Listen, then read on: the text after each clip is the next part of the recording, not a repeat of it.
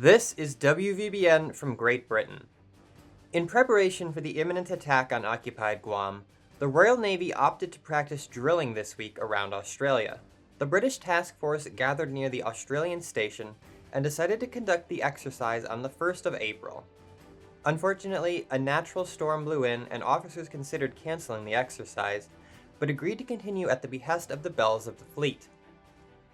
Vendetta, Achilles, and Vampire all argued in favor of continuing, especially given Jorogumo's penchant for icy storms.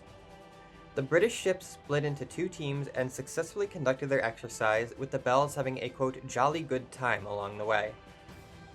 Armed with this invaluable experience, the British forces felt much more confident going into the battle. The Soviet request for the return of their captured cargo ship Selenga was denied by Britain, who claimed it as a war prize. British diplomats attempted to smooth the situation, arguing for the return of the cargo in exchange for the ship itself. The situation in Britain remains unresolved. Team T, the now famous crack British Commando unit, conducted a round of training exercises in all manner of infiltration, intelligence, and survival. Room 39, another intelligence agency, dispatched units to European capitals throughout the continent, and it was in Budapest that Britain learned of a crashed Morgana submarine on the Turkish coast. The exact model was unknown, but a local asset reported that the atmosphere felt of cold and death. Turkish and German operatives had already begun to plumb the submarine for secrets, but none had returned from their infiltrations of the submarine.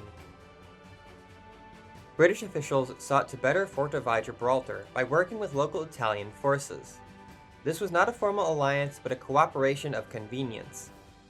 Patrol boats, anti-submarine nets, and other military patrols were to be held in conjunction with the Regia Marina. Britain found Italian help less than useful. The submarine nets were of poor quality and often torn, and the Italian sailors present worked extremely poorly with their British counterparts. Two opposing sailors nearly came to blows aboard Shropshire, before the Belle herself broke up the fight. She punished the men by forcing them into a three-legged race, and for the time being the two sides seemed to align, even if in their dislike for Shropshire. Whatever fortifications Britain managed to achieve were likely all that could be done for the time being. Other stories around Britain include the return of nearly 300,000 British schoolchildren to cities after being evacuated to the countryside. Nearly 700,000 are still displaced. The English Commercial Corporation was founded as a government trading company to facilitate the exchange of goods with Eastern and Southern European countries, as well as the Soviet Union. Paper rationing has been announced for publishing and printing industries. Mainstream outlets responded with equanimity, while more fringe sources were much louder, with one calling it an attempt to silence the press before accusing the government of Morgana collusion.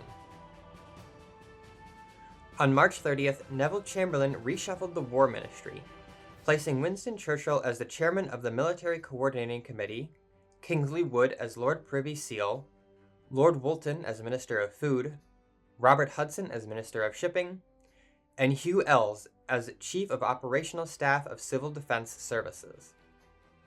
Two speeches were held this week, one by Winston Churchill dubbed Dwelling in the Cage with the Tiger, where he appealed the plight of Belgium, sandwiched between Germany and now Morgana elements, both of whom posed a threat to its security.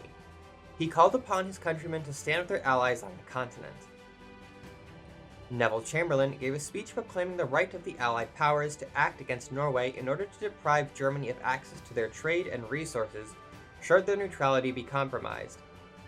Preceding this, a trade agreement was signed between Britain and Denmark. Finally, the BBC broadcast what was reportedly a translation of a speech given by German Führer Adolf Hitler, during which he claimed that Britain, France, and the Netherlands were warmongers and enemies of Germany, promised the liberation of Eastern Europe, and appealed to the United States to reunify under Germany. The full content of these speeches can be found on the War Report, accessed through the Victory Bells Discord server.